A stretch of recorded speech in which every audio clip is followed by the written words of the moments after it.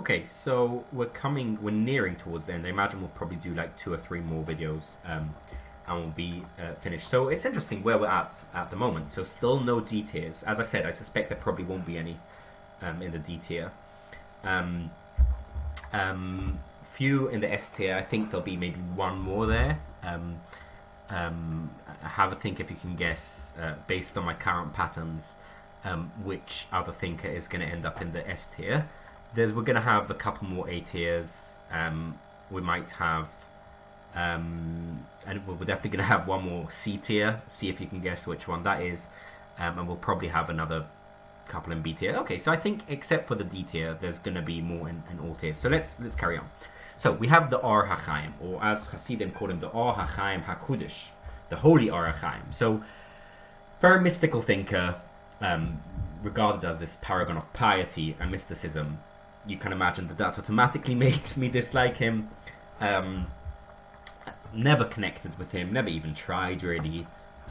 Incredibly influential in the Hasidic mystical kind of pietistic world. But yeah, not a fan.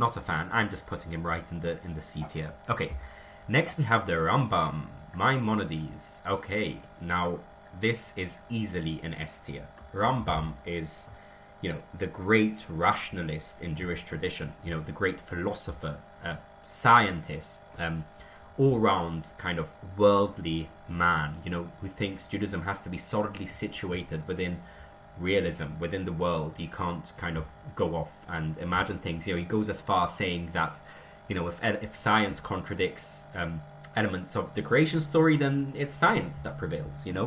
And it's one wonders what the Rambam's beliefs would have been if he had been around in the 20th century. Would he have been a full-on atheist? Would he have been, it's difficult to know. But and to be honest, scholars are very disagree about what the Rambam actually believes, because, and I'm no expert on this, but his halachic writings in the Mishnah Torah and his Talmudic writings in the the Perush Mishnayos are very, very different to his philosophical writings, like in the Moreh Nevuchim, where in the Moreh Nevuchim he seems to be much more willing to concede to philosophy on the expense of traditional Jewish beliefs, whereas in the Mishnah Torah he is more kind of traditional. So it's not clear what did he himself believe. Was he speaking two languages to two different audiences? But either way, firstly, even his halachic writings are incredibly clear. He's a beautiful writer. The Mishnah Torah is a beautiful book, and even 1,000 years later, or close to 1,000 years later, people still find him accessible. You can read him, and you can enjoy him and learn things. He's this great encyclopedic writing. If you want to get a flavor of the breadth and the content of Jewish law, you can just read the Mishnah Torah. You can, it's accessible if you read Hebrew, of course, and you'll just learn a lot. Obviously, he's not the final word. He thought it'd be the final word, similar to how the Shulchan Aruch thought he'd be the final word. He thought, he'd dispense of the need of ever having to study Talmud again, because he can just open his book and everything is there. Obviously, that didn't happen. But if you don't have time to go into the details of the arguments, and you just want to have a nice summary, a nice encyclopedic kind of summary, Mishnah Torah is beautiful. Incredibly influential. And I think his, to be honest, I think his brilliance has been, his Talmudic brilliance has been a bit overstated, in the sense of, the brisk Mahalach, in the brisk learning style.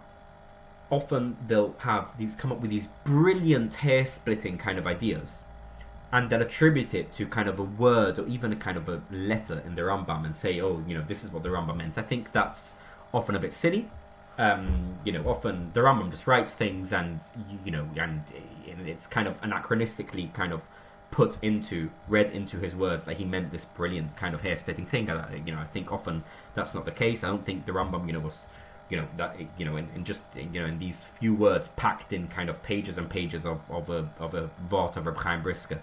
I think that's a bit far-fetched, but definitely a brilliant thinker and writer. And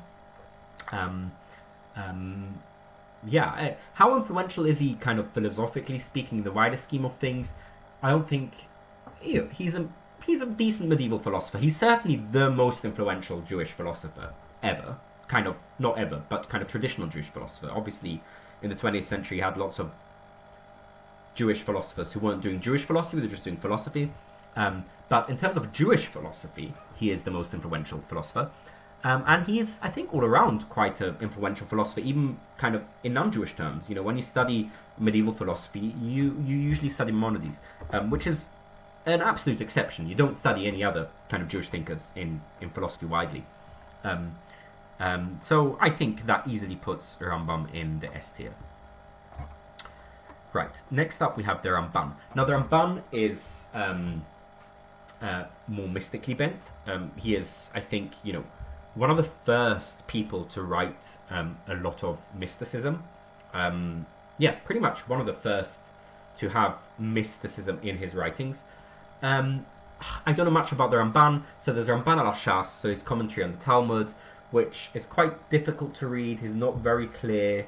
He is one of the earlier Rishonim, right? So he's, you know, there are other Rishonim that are easier to read and I think more comprehensive. The Ramban is quite short often, and he'll put in these ideas, and then it's difficult to figure out exactly what he meant. Still quite influential, and his Ramban al-Torah is very influential, but a bit too mystical for my taste. He was also quite anti-rational, anti-philosophical, which makes me dislike him a bit. I'm going to put him in B tier. Okay. Next up, we have the Rashbam. I'm actually going to do Rashi before the Rashbam. Rashi is the Rashbam's grandfather. Now, Rashi is easily one of the most influential Jewish commentators. He's basically got a hand everywhere. You know, his commentary ala Shas is kind of the commentary, you know, the first commentary you read, and his commentary ala Torah is the first commentary you read. So he's, you know, he's everywhere. Now, I think I have quite different feelings to Rashi ala Torah than I have on Rashi ala Shas. So his commentary on the Talmud is quite commonsensical, quite, you know, he's almost like, often he'll just translate words, you know, obscure Aramaic words that you need a translation. He'll translate it for you, you know, almost like a proto-art scroll. And sometimes he'll have these nice, you know, he helps you understand it. You know, he's not like one of the Tosafists who are quite often can do a bit of sophistry and can be a bit pilpalistic and kind of come up with these grand kind of narratives to kind of iron out all the contradictions. Rashi is more commonsensical. He's simple. He gives you his nice interpretation. He'll try to iron out some issues, but he doesn't concern himself with, oh, you know, there's a contradiction in a different Masechta, how are we going to make sense of it? You know, he's a bit more aware that the Talmud is quite,